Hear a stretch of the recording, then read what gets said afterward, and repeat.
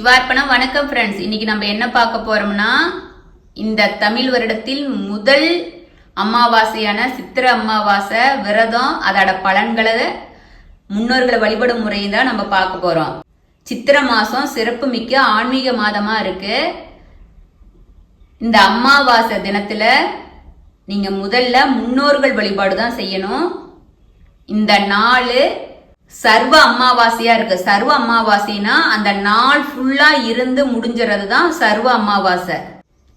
விடிய காலையில எந்திரிச்சு உங்க பக்கத்துல இருக்கிற ஆத்தங்கரை அல்லது குளக்கரை உங்க கோயில்ல போயிட்டு, சிவன் கோயிலா இருந்தாலும் சரி, எந்த சிறப்பு மிக்க கோயிலா இருந்தாலும் ஐயரை வச்சு முன்னோர்களுக்கு திதி தர்ப்பணம் கொடுத்தோம்னா முன்னோர்களோட ஆத்மா ரொம்ப சந்தோஷப்பட்டு உங்களை வாழ்த்தும். அப்படி நீங்க சந்தர்ப்ப சூழ்நிலையாலவோ நீங்க எங்காச்சும் கோயிலுக்கு போக முடியாத சூழ்நிலை இருக்குது அப்படின்னா, வீட்டுல சூரியன் உதயம் ஆன பிறகு மணப்பலகையில உட்கார்ந்துக்குங்க. ஒரு சொம்பு தண்ணி வச்சுக்கிட்டு பித்தளையாவே யூஸ் பண்ணுங்க. ஒரு கப்ல எள்ளும் தண்ணி துளசி இலை வச்சுக்கணும். எப்பவுமே முன்னோர்கள் திதி கொடுக்கறதுனாலும் சரி, தானம் கொடுக்கறதுனாலும் ஒரு துளசி இலையை வச்சு கொடுத்தா அப்படியே அவங்களுக்கு போய் சேரும் அப்படிங்கறது ஐதீகம். நீங்க உட்கார்ந்து உங்க கையாலேயே முன்னோர்களுக்கு 3 தடவை கருப்பு எள்ளு தண்ணி விட்டு அதுல ஒரு துளசி இலையை விட்டு முன்னோர்கள் நினைச்சு எள்ளும் தண்ணியும் இறைச்சிருங்க. இறைக்கிறதுனா அப்படி விட்டீங்கன்னா கட்டை விரலுக்கும் ஆள்காட்டி விரலுக்கும் நடுவால அந்த சந்துல போகணும். அது மாதிரி நம்ம வீடியோ போட்டிருக்கோம். வீட்டிலேயே அது மாதிரி செஞ்சிருங்க. செஞ்சுட்டு அந்த தண்ணிய கால்படாத இடத்துல ஊத்தணும். அதுல இருந்து வர எள்ளு முளைக்க கூடாது. அதனால பாத்திரம் விளக்குற சிங்குல ஊத்திருங்க. ஏன்னா வாஷ் பேசின்ல எல்லாம் ஊத்தக்கூடாது. வாயை கொப்பளி நீங்க பாத்திரம் விளக்குற இடத்துல நீங்க ஊத்திருங்க. எள்ளும் தண்ணியும் இறைச்சிடணும். இறைச்சிட்டு உங்களால முடிஞ்ச அளவுக்கு ஒரு 5 பேத்துக்கோ 10 பேத்துக்கோ இல்ல 3 பேத்துக்குனாச்சும் அன்னதானம் பண்ணிருங்க. ஒன்னும் தயிர் சாதம், உங்களுக்கு என்ன பண்ணி கொடுத்தாலும் சரி, உங்க கையால தயிர் சாதமோ அதுல ஊறுகாய் வச்சிருங்க. இல்லாதவங்களுக்கு, வயிற்று பசி உள்ளவங்களுக்கு பார்த்து தானம் கொடுத்துருங்க. பசு மாட்டுக்கு அகத்தி கீரை வாங்கி கொடுத்துருங்க. ஒன்னு கோயில போய் திதி தர்ப்பணம் பண்ணீங்கன்னா வரும்போது உங்க குலதெய்வம் கோயிலுக்கும் போயிட்டு வந்துருங்க. வீட்டுல பண்ணினாலும் அமாவாசை அன்னைக்கு முன்னோர்கள் வழிபாடு சிறப்பு அப்படிங்கறதுனால, முன்னோர்கள் யாரு? குலதெய்வம். குலதெய்வத்துல நம்மளோட பரம்பரை முன்னோர்கள் எல்லாரும் காலை வச்சிருப்பாங்க. அவங்களோட ஆத்மா அங்கதான் இருக்கும். முன்னோர்கள்னாவே நம்ம குலதெய்வம். தெய்வம் கோயிலுக்கு போயிட்டு அரசு மரத்துக்கடியில இருக்கிற விநாயகருக்கு நல்லெண்ணெய் தீபம் போட்டுட்டு ஒரு செதறுகா உடைச்சிருங்க. குலதெய்வத்தை போய் நெய் தீபம் போட்டு வழிபாடு பண்ணிட்டு முன்னோர்களை நினைச்சு குலதெய்வத்துக்கு அர்ச்சனை ஆராதனை பண்ணிட்டு வந்துருங்க. குலதெய்வத்தோட அருளும் கிடைக்கும், முன்னோர்களோட ஆசீர்வாதமும் கிடைக்கும். அப்படி போறவங்க உங்க வீட்டுக்கிட்ட எறும்பு குழி இருந்தா எறும்புக்கு அரிசியும் அதுல கொஞ்சோண்டு நாட்டு சக்கரை கலந்து போட்டீங்கன்னா அரிசி மாவை சாப்பிட்றதுக்கு எறும்பு நிறைய வரும். அப்படி இல்லைன்னா குலதெய்வம் கோயிலுக்கு போனாலும் சரி, அங்க எறும்பு குழியை பார்த்து போட்டுருங்க. இதுதான் முன்னோர்கள் வழிபாடு. ரெகுலராகவே நாம காகத்துக்கு சாப்பாடு வைக்க சொல்லுவோம். சாதம் வச்சு தயிர் கருப்பெல்லு கலந்து காகத்துக்கு சாப்பாடு வச்சுட்டு அப்புறம் குலதெய்வம் கோயிலுக்கு போங்க. நமக்கு நல்லது நடக்கணும் அப்படின்னு எல்லாம் கூட நினைக்காதீங்க. இது உங்க கடமையா நினைச்சு செய்யுங்க.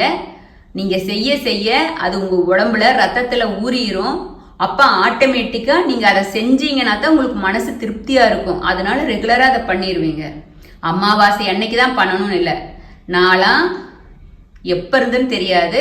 நம்ம ரெகுலரா விடிய காலையில எந்திரிச்சு பூஜை பண்ணினதையும் காகத்துக்கு ஃபர்ஸ்ட் காலையில 6 மணிக்கு சாப்பாடு வச்சுட்டு தான் அடுத்த வேலையே பண்ணுவோம்.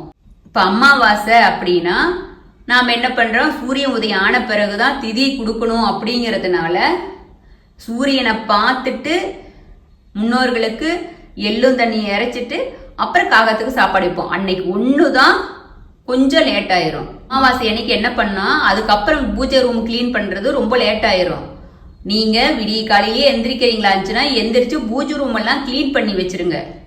சாமிக்கு மணி அடிச்சு பூஜை பண்ணாதீங்க. முன்னோர்களுக்கு திதி தர்ப்பணம் கொடுத்துட்டு அப்புறமேட்டு வீட்டில் சாமிக்கு பூஜை ரூம் எல்லாம் ரெடியா வச்சிருந்தீங்கன்னா சாமிக்கு தீபாராதனை பண்ணி பூஜையை முடிச்சிருங்க. நானும் அப்படிதான் பண்ணிட்டு இருக்கிறேன் ஃப்ரெண்ட்ஸ்.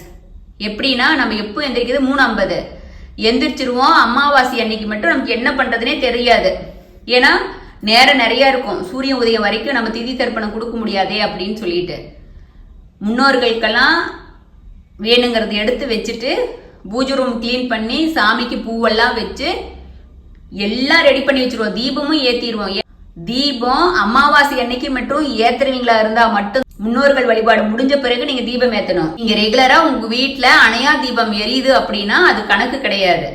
அதனால தீபம் ஏத்திட்டு நீங்க எல்லாம் ரெடி பண்ணி வச்சுட்டு சூரிய உதயம் ஆன பிறகு, சூரிய உதயம்னா கண்ணுல பார்க்கும்போது சூரிய உதயம் கிடையாது. நீங்க காலண்டர்ல பாத்தீங்கன்னா தெரியும் அன்னைக்கு சூரிய உதயம் எந்த டைம் அப்படின்னு சொல்லிட்டு. நான் வேணா இனிமேட்டு சூரிய உதயமும் அந்த நாள் எந்த நிமிஷம் ஆரம்பிக்குதுன்னு நான் போடுறேன் ஃப்ரெண்ட்ஸ். ஆன பிறகு நம்ம அந்த டைமை பார்த்துட்டு நம்ம திதி தர்ப்பணம் கொடுத்துடலாம். சூரிய பகவான் மேகம் மறைச்சிருந்துச்சுன்னா நம்ம சூரிய பகவானை பார்க்க முடியாது. நீங்க அது இல்லாத இந்த அமாவாசை ஞாயிற்றுக்கிழமை வருது, சூரியனுக்கு உகந்த நாள், நம்ம சூரிய வழிபாடு பண்ற நாள். நீங்க காகத்துக்கு சாதம் வைக்கும் போது சூரியனுக்கு ஒரு சொம்பு தண்ணி விட்டு முன்னோர்களை நினைச்சு குலதெய்வத்தை நினைச்சு சுவாகா சொல்லிருங்க. அது ரொம்ப சிறப்பு. இது டெய்லி சூரியனுக்கு கொடுத்தாலும் சரி, இல்ல முக்கியமான நாள் அன்னைக்குனாச்சும் சூரிய பகவானுக்கு தண்ணி கொடுத்துருங்க. ஊத்திட்டு சூரிய பகவானே, என்னால முடிஞ்சது உங்களுக்கு நான் தண்ணி கொடுத்துருக்கிறேன், இந்த தண்ணிய முன்னோர்களுக்கிட்ட சேர்த்துருங்க, உங்களோட ஆசீர்வாதத்தை எனக்கு கொடுங்க, முன்னோர்களோட ஆசீர்வாதத்தை எனக்கு பெற்று கொடுங்க அப்படின்னு நம்ம சூரிய பகவான்கிட்ட நம்ம வேண்டிக்கலாம். அதே போல இந்த திதி தர்ப்பண வேலையை முடிச்சிட்டீங்கன்னா, வீட்டு பூஜையை முடிச்சிட்டீங்கன்னா, ஈவினிங் அமாவாசைனாவே தொழில் செய்யறவங்களா இருந்தாலும் சரி, குடும்பத்தில் இருக்கிற உறுப்பினர்களுக்கு இருந்தாலும் சரி, உங்க வீட்டுக்கு எல்லாத்துக்குமே சுத்தி போடுறது சிறப்பு. ஒன்று திஷ்டி பூசணிக்காய் வாங்கி சுத்தி போடுங்க, இல்லாட்டி தேங்காய உடைங்க, இல்லாட்டி எலுமிச்சம்பழத்தை கற்பூரம் வச்சு சுத்தி போடுங்க. நீங்க என்ன ஒண்ணு அமாவாசை அன்னைக்கு மாலை 6 மணிக்கு மேல சுத்தி போட்டுறணும். சிவன் கோயில தான் நம்ம திதி தர்ப்பணம் நீங்க கொடுக்குறீங்க அப்படிங்கறதுனால சிவனை தரிசனம் பண்ணிடுவீங்க. இந்த சித்திரை அமாவாசையில முன்னோர்கள் வழிபாடு இது மாதிரி செஞ்சீங்கன்னா உங்க குடும்பத்துல எடுக்கிற முயற்சி எல்லாம் வெற்றி அடையும். எந்த தட தாமதமும் நீங்கி திருமணம் ஆகாதவங்களுக்கு திருமணம் நடக்கும். படிச்ச படிப்புக்கு வேலை கிடைக்காம அவசப்பட்டீங்கனாலும் சரி, வெளிநாடு போகணும்னு விரும்புறீங்களா இருந்தாலும் சரி, நல்லதே நடக்கும். நீங்க இது மாதிரி பண்ணுங்க. வீட்டில் இருக்கிற கஷ்டம் தரித்திர நிலை நீங்கி பொன் பொருள் உங்களுக்கு கிடைக்கும். ஆனா நம்ம இது பண்ணிட்டோம் இன்னைக்கே கிடைக்கணும்னு நினைக்க கூடாது. நீங்க எதையுமே எதிர்பார்க்காத உங்க கடமைகளை செஞ்சுக்கிட்டு இருக்கணும். இந்த பிரபஞ்சம் உங்களுக்கு கொடுக்கும்.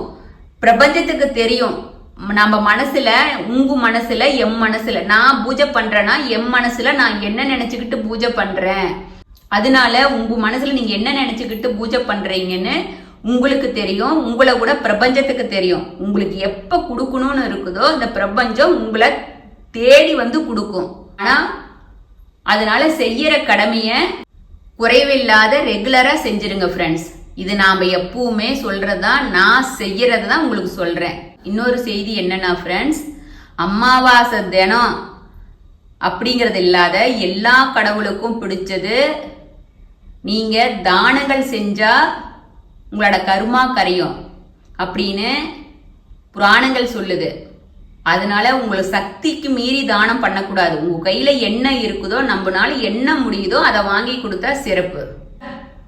சித்திரை அமாவாசையில பக்கத்துல இருக்கிற ஹனுமன் கோயிலுக்கு போயிட்டு எலுமிச்சம்பழம் மாலை சாத்தி 18 முறை ஹனுமனை வலம் வந்தீங்கன்னா ஹனுமனோட ஆசீர்வாதம் கிடைக்கும், நல்லதே நடக்கும். அதே போல உங்க கையால வெற்றிலை மாலை கட்டி ஹனுமனுக்கு போட்டீங்கனாலும் கிரகதோஷம் நீங்கும் அப்படிங்கிறது ஐதீகமா இருக்குது. அந்த வெத்தலை மாலைய ஹனுமனுக்கு போட்டுட்டு அந்த மாலைய வாங்கி அந்த மாலையோட சேர்த்தி வாழைப்பழத்தை ஒவ்வொன்று வச்சு பசுமாட்டுக்கு கொடுத்தீங்கன்னா இன்னமும் சிறப்பு. அதே போல 6 குளத்துக்கு போய் திதி கொடுக்குறவங்க வீட்டில இருந்தே அங்க மீனுக்கு, குளத்துல இருக்கிற உயிரினங்களுக்கு இங்கிருந்து பச்சை அரிசியோ பொட்டுக்கடலையோ நீங்க ஏதோ ஒண்ணு எடுத்துக்கிட்டு போய் அன்னமோ இல்லாட்டி சாதம் செஞ்சிருந்தீங்கன்னா அன்னத்தை கொண்டுட்டு போய் மீனுக்கு போட்டீங்கன்னா, பொறி போடுறதுனாலும் போடலாம், போட்டீங்கன்னா இன்னமும் உங்களுக்கு சிறப்பு. உங்களோட தோஷங்கள், கிரகநிலைகள் உங்களை விட்டு தூர விலகும். நம்ம ஒவ்வொன்றா செய்ய செய்யதான், நம்ம நல்லது செய்ய செய்ய நம்ம எந்தெந்த பிறவியில என்னென்ன செஞ்சோமோ நமக்கு தெரியாது. நம்மனால முடிஞ்ச அளவுக்கு நம்ம கையால நிறைய தானங்கள் செய்யறதோ, மனசுல நல்லது நினைச்சோம்னா, சித்திரை அமாவாசை அன்னைக்கு வீட்டுல ஈவினிங்கும் பூஜை பண்ணுங்க. இது ரெகுலரா நம்ம காலை மாலை பூஜை பண்ணணும். அப்படி ரெகுலரா பண்ணாதீங்க, அமாவாசை அன்னைக்குனாச்சும் தீபம் ஏற்றி வழிபாடு பண்ணுங்க. அமாவாசை அன்னைக்கு முன்னோர்கள் வீட்டுக்கு வர்றதுனால நீங்க வாச கூட்டி கோலம் போடக்கூடாது. அது ரெகுலரா எப்பவுமே செய்யாதீங்க ஃப்ரெண்ட்ஸ். இது வரைக்கும் சித்திரை அமாவாசையோட சிறப்புகளையும் வழிபாட்டு முறையும் பார்த்தோம். எத்தனை கஷ்டங்கள் வந்தாலும் நீங்க செய்யற கடமையிலிருந்து தவறாதீங்க, செய்யுங்க. ஒரு நாள் இந்த பிரபஞ்சம் நம்மளை வெற்றியடை வைக்கும் அப்படின்னு நம்ம சிவார்ப்பணம் 61 சேனல் சொல்லிக்கிறோம். நல்லதே நடக்கும். நமச்சிவாயம். சிவார்ப்பணம் ஃப்ரெண்ட்ஸ்.